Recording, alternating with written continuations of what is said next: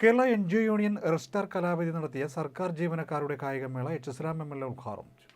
Kerala NGO union റെസ്റ്റാർ കലാവേദിയുടെ നേതൃത്വത്തിലാണ് സർക്കാർ ജീവനക്കാരുടെ ജില്ലാ കായികമേള സംഘടിപ്പിച്ചത്. എച്ച്.എസ്. ML ഉദ്ഘാടനം ചെയ്തു.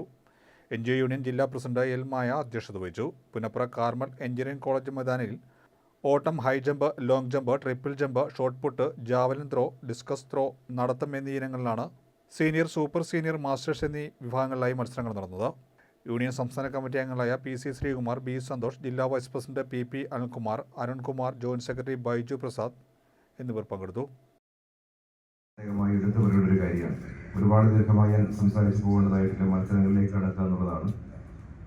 സർക്കാർ ജീവനക്കാരായി വന്നു കഴിഞ്ഞാൽ, അല്ലെങ്കിൽ നമ്മുടെ ഒരു ജീവിതത്തിലെ ഒരു പ്രധാന പോയിന്റിലേക്ക് എത്തി സ്വന്തമായ വരുമാനം ആർജിച്ച് ജീവിതത്തിലേക്ക് കടന്നു നിൽക്കുന്ന ഒരു സന്ദർഭം വന്നാൽ മിക്കവാറും പൊതുവെ ആളുകൾ പിന്നെ വേറെ ഏത് തരത്തിലേക്കുള്ള കഴിവുകളുണ്ടെങ്കിലും അതെല്ലാം പലപ്പോഴും ബ്രേക്ക് ചെയ്യപ്പെടുമെന്നുള്ളതാണ് പലപ്പോഴും കണ്ടുവരുന്നൊരു കാര്യം. അങ്ങനെയാണ്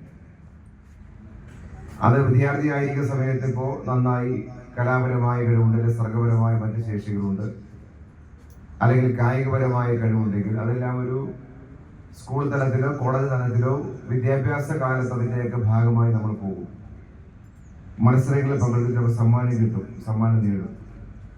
അപ്പോൾ ഇത് കുറച്ചുകൂടി മുന്നോട്ട് പോയി ഒരു ജോലിയിലേക്ക് എത്തിക്കഴിഞ്ഞാൽ പിന്നെ അത് സാധാരണ നിലയ്ക്ക് മുന്നോട്ട് കൊണ്ടുപോകില്ല. അവിടെ കൊണ്ട് അതങ്ങ് ബ്രേക്ക് ചെയ്യപ്പെടുന്ന നിലയാണ് പലപ്പോഴും സംഭവിക്കുന്നത്. അങ്ങനെയാണ്. എന്നാൽ നിങ്ങളുടെ ഈ പ്രവർത്തനം അങ്ങനെയെല്ലാം ഒരു മികച്ച കഴിവുകളുള്ള ആളുകൾ സർക്കാർ ജീവനക്കാരായി മാറിപ്പോയി എന്നതുകൊണ്ട് പിന്നെ അവർക്ക് ആ കഴിവുകളെ പ്രോത്സാഹിപ്പിക്കാനോ പരിപോഷിപ്പിക്കാനോ ഉള്ളൊരു അല്ലെങ്കിൽ മാറ്റിവയ്ക്കാനോ പറ്റുന്ന വേദികൾ ഇല്ലാതാവുന്ന ഘട്ടത്തിൽ അത് സൃഷ്ടിക്കുന്നു എന്നുള്ളതാണ് ഏറ്റവും പ്രധാന കാര്യം. യൂണിയനെ സംബന്ധിച്ചിടത്തോളം പ്രധാന